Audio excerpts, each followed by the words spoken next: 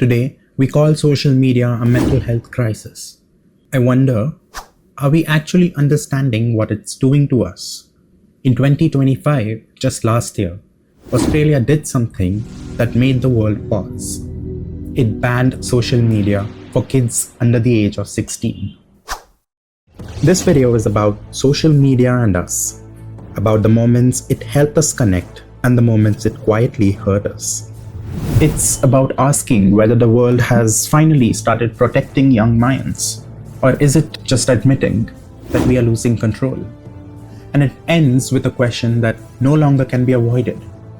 How do we move ahead in this digitally advancing world driven by AI if we keep banning social media?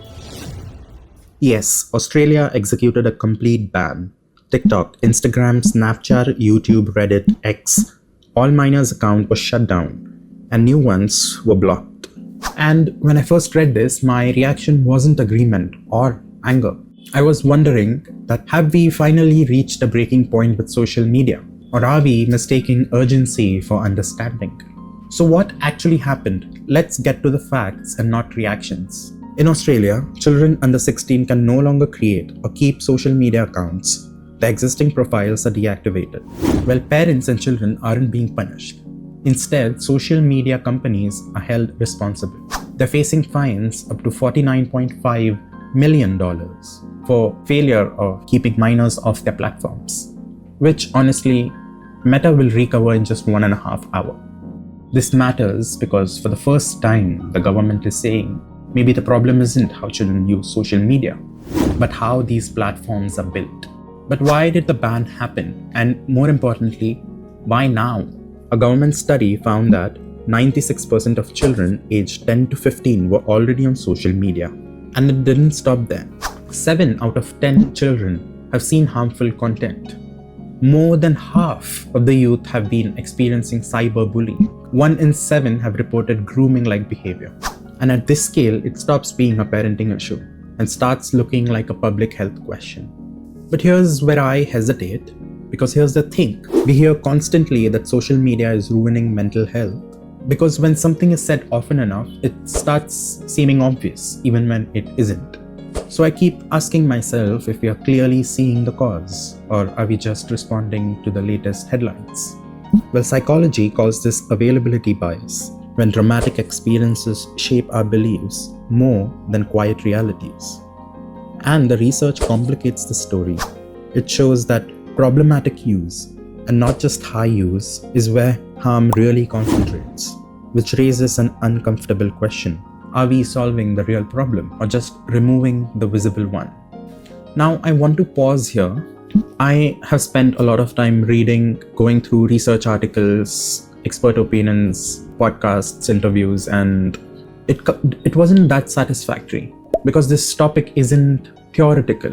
It is social media, and who knows social media better than people living inside it, which is you and me. So I want your unfiltered experience, not ideal, what is real. Hit the comments and let us know how social media has helped you or harmed you, and what perspective do you have on this. And please come back because we have more interesting questions coming up. Well, here's a truth that we don't say often enough. There's a lot of time when social media has done us a lot of good. For many young people, social media isn't optional, it's a lifeline, especially for minority groups. In a survey of LGBTQ+ youth, 96% said social media helped them access support, and 82% feared a ban would leave them isolated. One teenager said something that has stayed with me. I can admit more things online than I can in real life. Here, anonymity has become safety, and community has become survival. And that sentence alone explains why this issue is much more nuanced than we thought it is. For some, the internet isn't an escape from reality. It's the first place where reality feels safe. In this digital world, online communities and virtual support groups are playing a big role, especially after lockdown. Especially for youth who unfortunately do not sense belongingness in their actual environment. And psychology really emphasizes on importance of belongingness in a community. Belongingness plays an important role in mental well-being and fosters resilience. By the way, if you're liking this video so far, don't forget to like, comment, and subscribe, and share this with someone you think would find it helpful. Moving on, and yet the harm is real, because here's another side, and we can't look away from it. Cyberbullying that doesn't end when school ends. The data shows widespread trolling, body shaming, fake images ruining reputations, and emotional distress severe enough to impair daily functioning. Some kids lose sleep, some kids lose focus, some lose their sense of self. Not because they are fragile, but because these platforms are engineered to hook attention and provide emotional stimulation.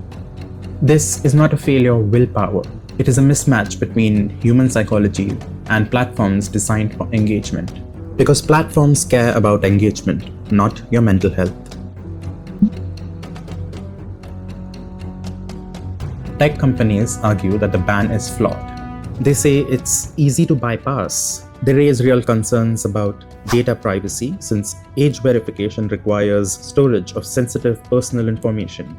They convey that kids might end up in darker, less regulated spaces online. Some even argue that they're not social media companies at all. And to be fair, some of these concerns are actually quite valid. So where does that leave us? Have we reached a dead end?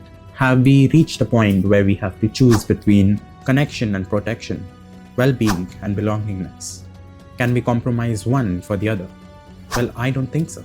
There is this old phrase that fits quite perfectly. Do not throw the baby out with the bathwater. And here's what the evidence keeps pointing to.